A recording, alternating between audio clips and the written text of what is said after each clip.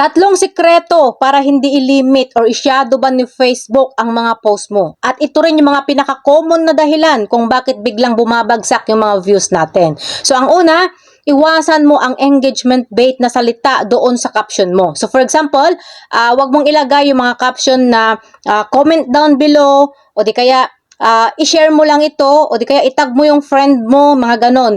Bakit? Kasi nililimit ni Facebook ang mga ganyang caption. Auto-detect yan as engagement bait. At kapag na-detect niya na ganyan ang mga caption mo, binababa niya yung reach mo na kahit pa maganda ang video mo.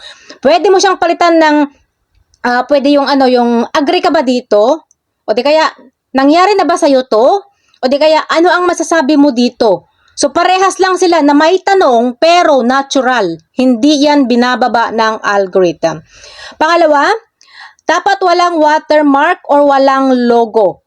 Kung galing sa TikTok yung video mo, i-crop mo yung TikTok watermark. At kapag inedit mo naman ito sa CapCut, putulin mo yung logo niya nandoon sa pinakadulo ng video. Putulin mo yung CapCut na nakasulat dito doon. Bakit? Kasi si Meta guys, ayaw niyang mag-push ng mga content na may watermark ng ibang platform. Pag nakita ni AI na may TikTok logo yan, o di kaya kung ano yung mga logo or kung anong mga watermark yan, auto-limit ka agad yan. At bababa ang reach mo ng hanggang 70 to 90%. So para maiwasan mo yan, i-edit mo ang mga video mo doon mismo sa Meta app, yung edit, o kaya may sinasuggest si Meta doon na pang-edit natin.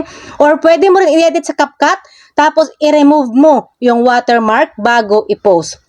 Pangatlo, huwag mag-delete at huwag mag-re-upload ng madalas.